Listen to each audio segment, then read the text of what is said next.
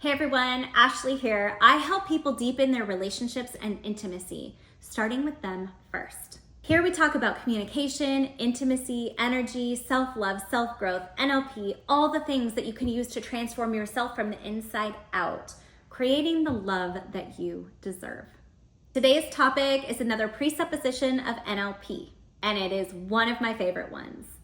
The meaning of communication is the response that you get. When I first heard this presupposition, it was one of the most frustrating for me because I always prided myself on being a good communicator. What I learned, no matter how good I feel I am communicating to somebody, it's truly how it's being received that is my feedback on whether I had effective communication or ineffective communication. Because what is being communicated needs to match what is being understood. And if not, then it's the responsibility of the communicator to give clarity. How do you do this, you may ask? There have been times in my life where I felt like I was articulating something very specific to somebody, but they did not receive it. And I found out years later that what I thought I was communicating was not what was understood.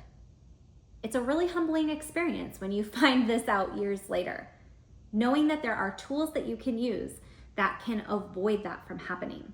This comes with practice, openness, vulnerability, and giving permission to your partner when you're communicating to ask questions of clarity. It also takes a lot of bravery and courage. If you're communicating something to your partner and you're reading in their body language or maybe how they're communicating back to you, that they're misunderstanding what you're saying, you can simply stop and ask them to please tell you how they are receiving the information that you've communicated.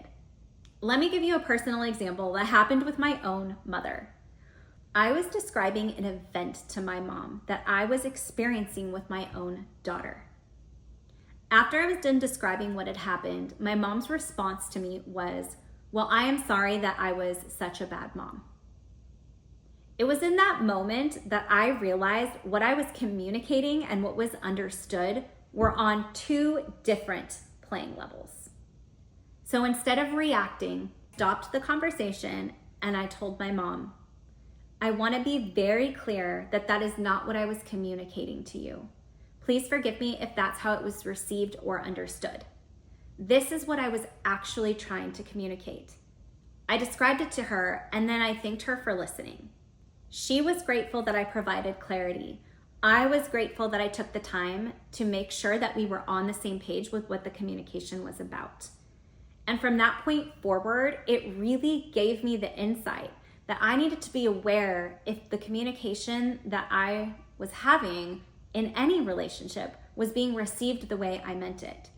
When utilizing this in a romantic relationship, it's okay to pause the conversation, to ask for clarity, to ask them if they have clarity on what's being communicated, and let that person respond. Do not take it personally, do not justify, and do not defend. After they tell you how they are interpreting what you're saying, if it is not in alignment with what your intention was, simply ask for forgiveness. Please forgive me, that's not what I intended by sharing that information with you. Here is what I'm trying to convey. And then express it to them in a different way. This can truly eliminate a lot of conflict in relationship. It has come in handy with my kids, with family, with friends, with work relationships, and you can absolutely use this in a partnership. That's my challenge of the week for you. If you have also experienced these miscommunications and now in hindsight you can see how you could have shifted those conversations, leave a comment below. Definitely subscribe. We don't want you missing videos on how to better your communication and deepen your level of intimacy with yourself and in partnership. Show up with light and love, not only for your partner, but for yourself, because the true love that you want to create in your life starts with you loving you first.